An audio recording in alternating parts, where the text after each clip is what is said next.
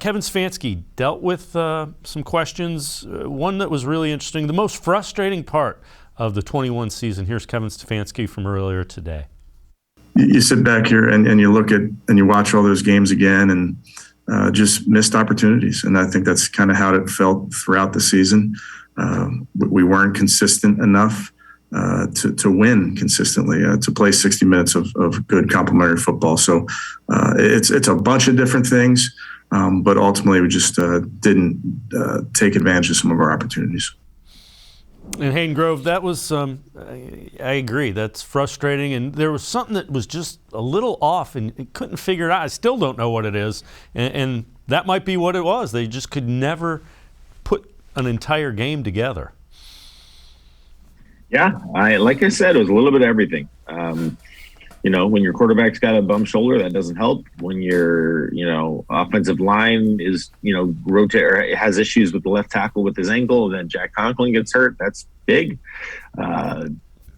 Defensively, didn't click early, clicked late. Offensively, maybe clicked a little more early, didn't click late.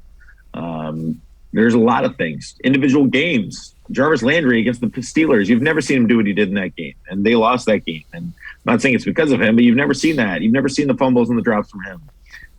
The Odell situation didn't help. I don't think that helped. I don't think getting rid of Odell helped at all, regardless of what they say. I think on the field, that Odell helps other receivers, doesn't hurt them. So, I fully believe that that this season was just snake bitten in a lot of different ways. Maybe it was a kind of bounce back in terms of kind of karma or whatever from 2020, where it seemed everything that went their way.